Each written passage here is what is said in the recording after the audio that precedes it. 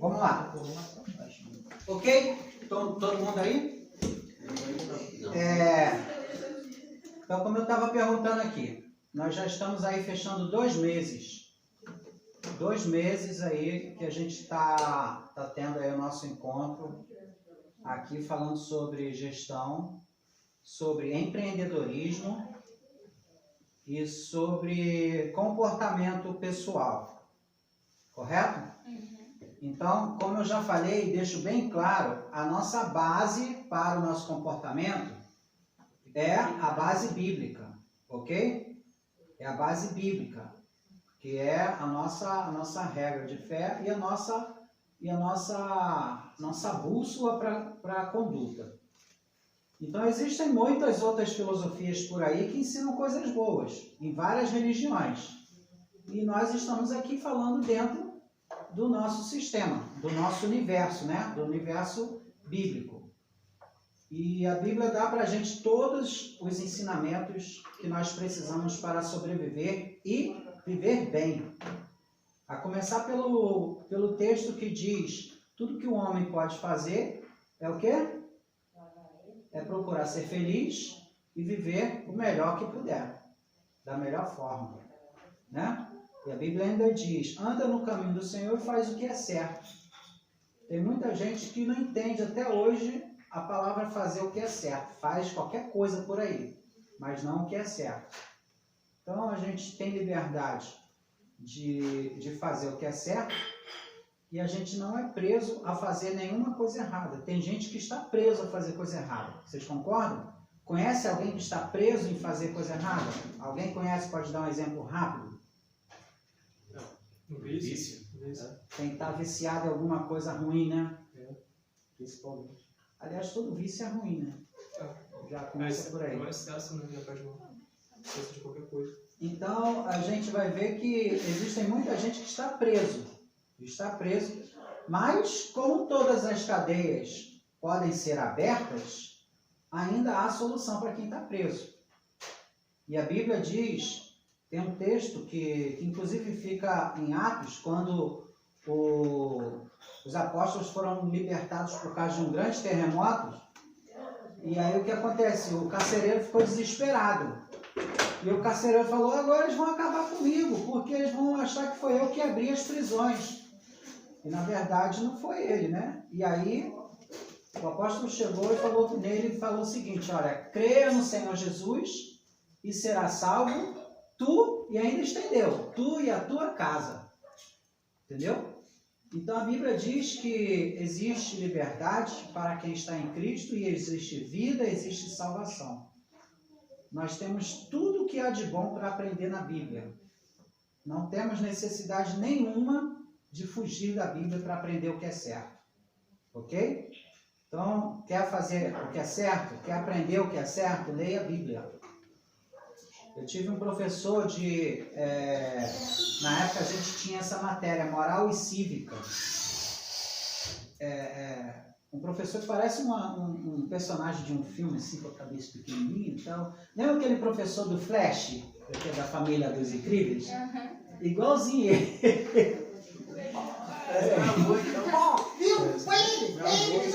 Viu esse filme? Cabecinha redondinha, parece um moringuinho assim. Mas ele falava uma coisa. Ele falava: todo cidadão precisa ter 2 coisas dentro de casa. Uma é a Constituição e a outra é a Bíblia. Todo cidadão precisa ter essas 2 coisas dentro de casa. A Constituição e a outra a Bíblia. Quem aqui sabe qual a última edição da Constituição Federal?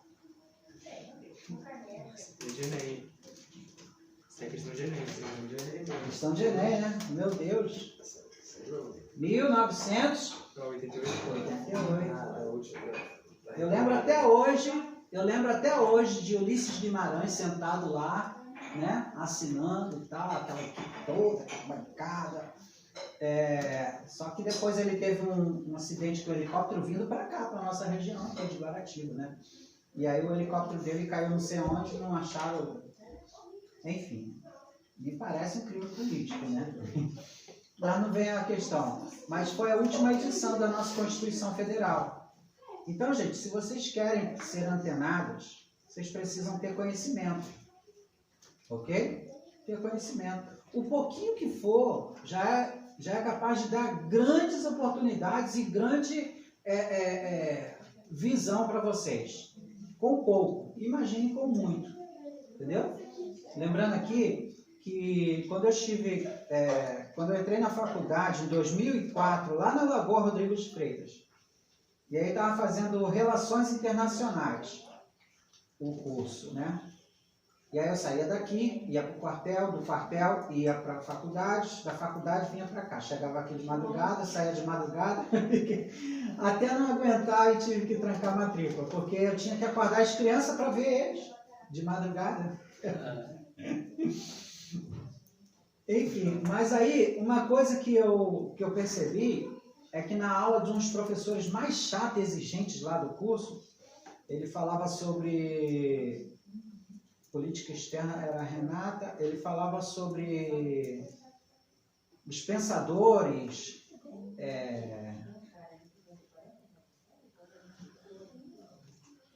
tem um nome para essa matéria, que ele exigia da gente, eu esqueci agora. E aí ele falava o seguinte, estava falando sobre o final da Guerra Fria. Vocês sabem o que foi a Guerra Fria? Uma ideia? O que foi a Guerra Fria? Eu esqueci. Conflito entre a Rússia e os Estados Unidos. Foi um período, vou falar da forma mais simplificada. Um período onde a guerra não era com arma de fogo. Era política. Entendeu? Mas com estratégia. Tipo jogo de xadrez, essas coisas assim. Então era nação contra nação. Foi a época da espionagem, a época das máfias, a época onde as coisas aconteciam por baixo do pano, nada era declarado. Quando você via, igual filme, esse filme de ação aí, Ultimato Borne. De CIA, né? Tem esses negócios de inteligência, essas coisas assim. Então, por que era chamado Guerra Fria?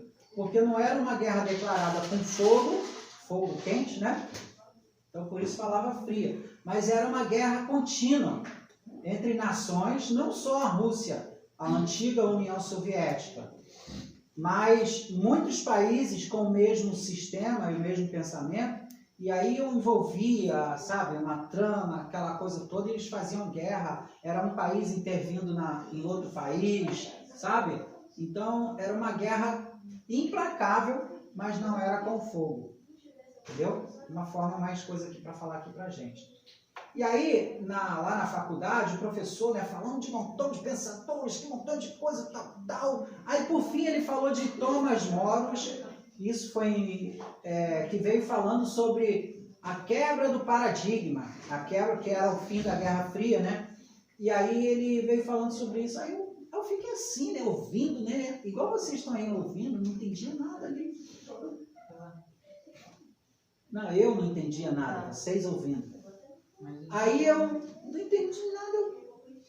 Cara, tudo que esse cara tá falando aí, eu estudei na escola bíblica dominical quando eu era adolescente. Estudei na igreja quando eu era garoto.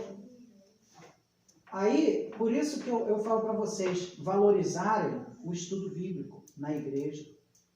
A escola bíblica dominical é a maior escola do mundo, porque ela acontece em todo o mundo. E ela não tem uma sede.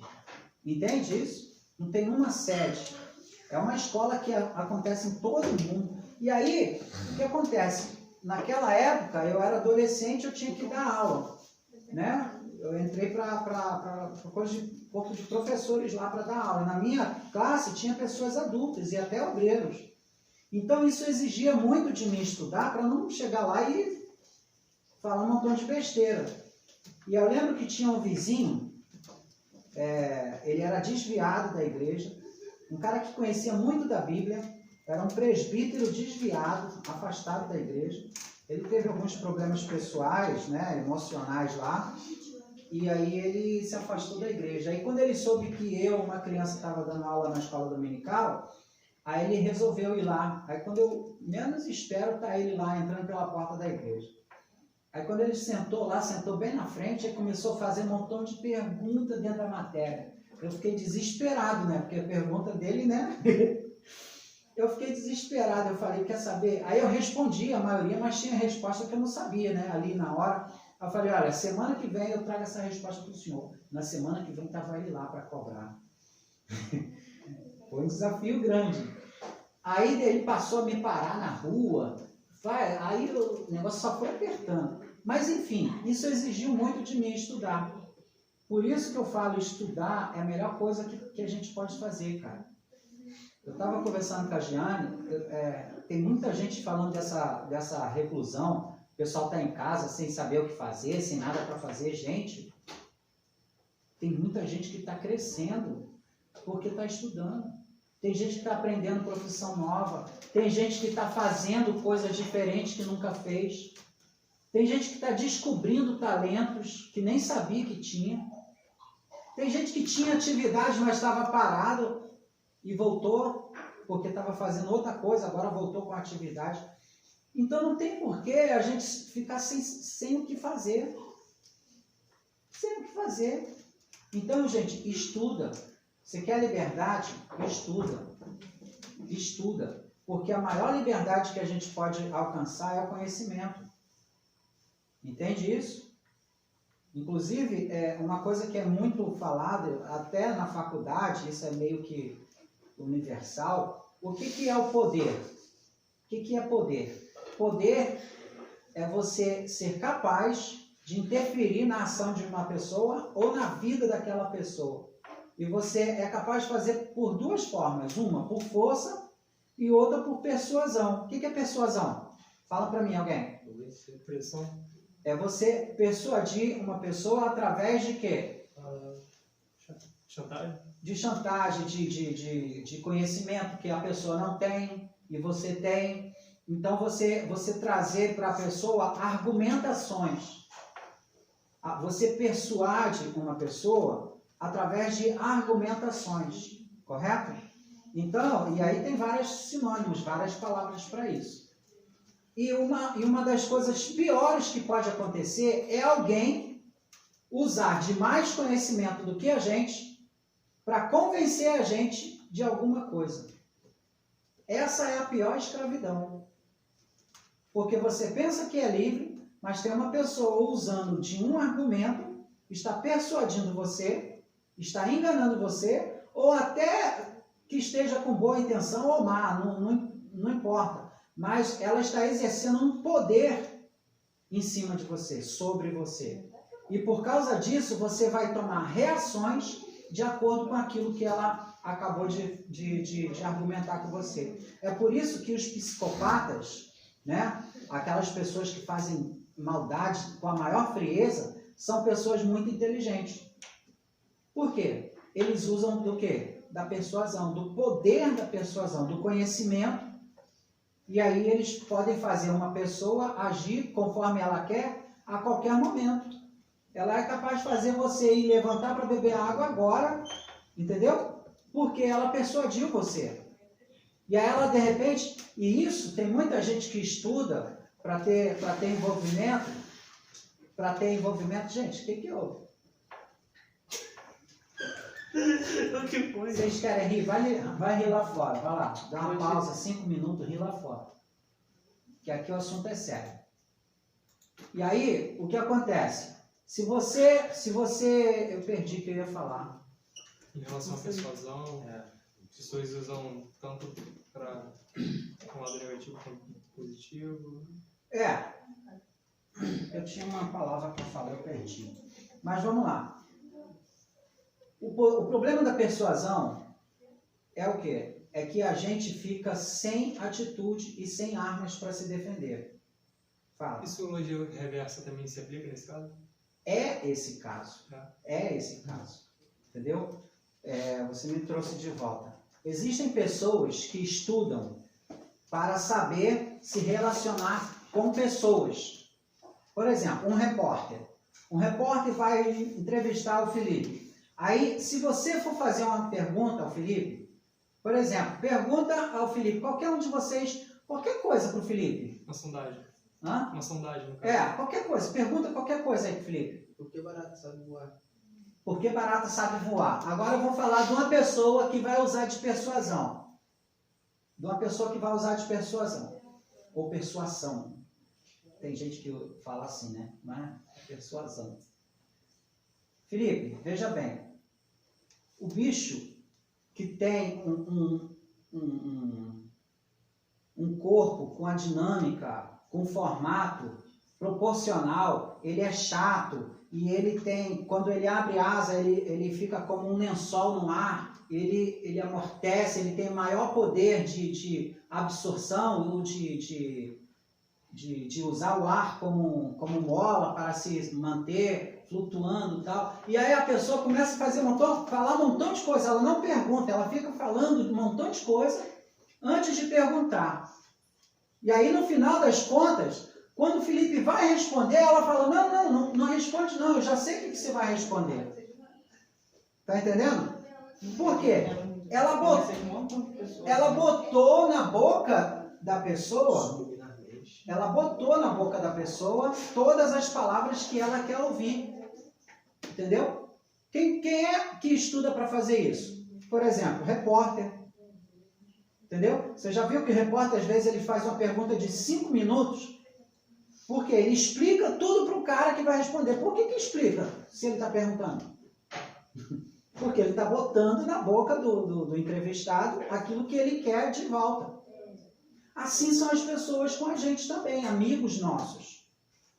Já viu? Você ia falar alguma coisa aí que eu não sei. O que você ia falar? Não, eu ia falar que eu já conversei com as pessoas que é sinistro esse negócio. Ele não deixa nem você falar. Ela fala e quando é a sua vez de falar, fala, não, eu sei o que você vai falar, cara. Mas aí que eu volto a falar tudo de novo que ela já tinha falado. Então, antes de responder, ela já falou que você... Ela forma no seu cérebro uma engrenagem para você responder aquilo que ela quer. Isso é persuadir.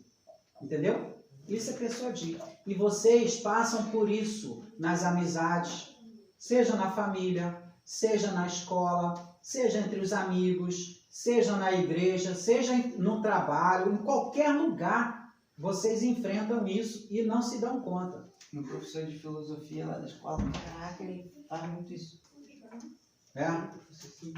Pois é. Então, é daí que a gente precisa ter um mínimo de conhecimento para a gente não cair em persuasão que vai levar a gente para o erro.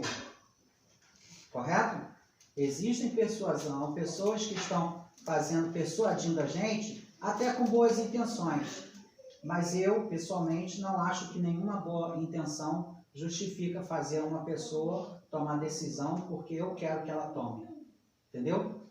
Ainda que seja uma decisão boa, mas não é a pessoa, foi eu que tomei a decisão. Eu só manipulei a pessoa. Uma pessoa que se diz cristão se comporta dessa forma, qual é o castigo dela? Não sei, eu não sou juiz. Não, assim, mas tendo conhecimento da Bíblia. Sabendo disso? Sabendo da intenção Tem gente dela. que faz isso e nem sabe que isso é persuasão. Tem gente Então, que não é- faz, a Tem maioria gente faz que sabendo. faz sabendo. A maioria. E tem gente que nem faz sabendo. Aí você me pergunta, qual é o castigo para essa pessoa? Eu não estou colocando isso aqui como o problema da pessoa que faz a persuasão. Não, mas eu estou biblicamente, falando sim. da gente. Aham. Biblicamente, vamos lá, resposta bíblica. Qual é a resposta bíblica para quem persuade uma pessoa para fazer alguma outra coisa, né? A Bíblia diz que aqueles que fazem isso são comparados como demônios. Por quê? Induz ao erro, né? Por quê? Porque ela assume controle sobre a vida da pessoa. Entende isso? Se você está persuadindo uma pessoa, é por isso que às vezes vocês não entendem quando eu reprovo brincadeiras que são bobas. São bobas. Mas por trás, essas brincadeiras são pesadas. Entende isso? Por trás, essas brincadeiras são pesadas. É igual você ficar falando com uma pessoa. Você escolhe uma pessoa para botar ali de patinho feio. Aí tu chama ele de boiola. Aí o outro ouve, chama também. Daqui a pouco tem um grupo. Quando essa pessoa tiver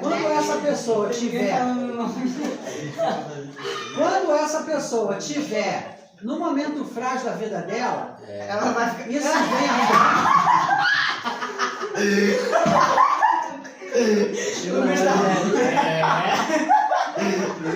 É o demôniozinho, é o capetinho. Quando isso vem à tona, algumas pessoas, elas se rendem a isso. É verdade. Algumas pessoas vai outras pessoas. Sério, gente. Isso é sério. E não adianta você dizer, não, eu sou machão. Você é machão.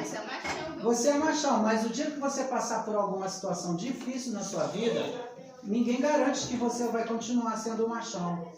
Entendeu? Ninguém garante, nem você mesmo. Eu falei aqui semana passada sobre a gente travar. Lembra que eu falei? Que eu travei lá na hora de subir a plataforma, quando o trem vinha. Lembra? Então, a gente trava. E tem gente que trava quando é assediado, por exemplo. Trava. Simplesmente trava. Entendeu? Então, você não pode dizer, eu sou, eu não sou. Você tem que ter um andar sadio. Você tem que ter um dia a dia sadio. Longe de envolvimentos que podem persuadir você ao longo do tempo. Então, vamos lá. Eu estendi demais, né, falando sobre isso. Por isso que eu estou falando, só para fechar. Gente, conhecimento é a coisa mais importante que a gente pode ter. Você tendo conhecimento, você tem uma vida base sólida, correto? E se você tiver uma vida sólida, com base sólida, por exemplo, eu estou certo de como eu escolhi viver, de como é a minha vida e de como eu quero para a minha vida. Eu tenho solidez nisso. Aí eu convivo aqui com o Pablo e o Pablo vive me espetando para eu ir para o time dele. Cara, olha só, nós somos amigos, mas eu não vou compartilhar isso contigo. Tá entendendo? Aí, em outra situação, eu que faço a mesma coisa. Chega o Pablo e fala, peraí, Marcelo, calma. Fica calmo. Entendeu? É igual no filme lá, A Procura da Felicidade. Vocês lembram A Procura da Felicidade? Aí o cara chega assim, não, a gente quer gerir o seu dinheiro. Aí o cara assim, fica tranquilo, cara. Assiste o jogo. Eu nunca vou deixar meu dinheiro na mão de vocês. Assiste o jogo. Né? Não é mais ou menos isso que ele fala? Então, se você tem solidez na sua vida, você é capaz de estar perto de alguém que esteja com má intenção e ainda assim não ser influenciado por elas. Ok? E aí você tem uma vida boa com essa pessoa. Porque você sabe evitar o atrito. Evitar como é que eu vou falar? A situação de risco.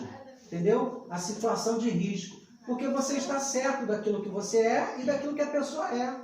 Por exemplo, eu tenho amigo que a gente se fala com muito carinho, com muito respeito.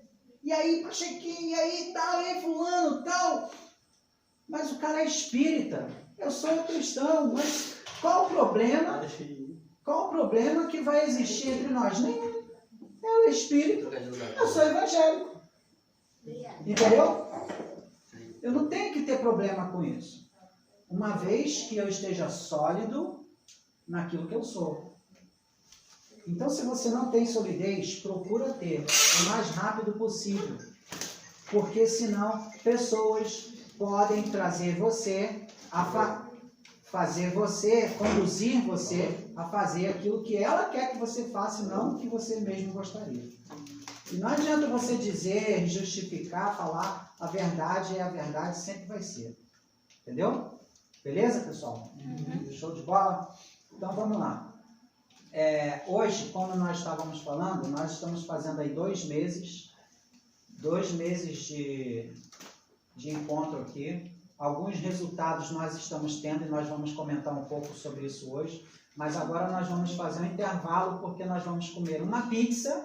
Traz para cá. Vamos comer uma pizza, que está muito boa, para nós Falar confraternizarmos. isso. Quer falar disso? Pizza. Beleza? Vamos confraternizar um pouco, vamos aí comer e vamos beber. Tem bebida? Não sei. Tangue. Eita Deus. E olha, essa pizza é tema hoje, hein, do nosso estudo, hein? Olha só, hein? Meu Deus do céu, aleluia.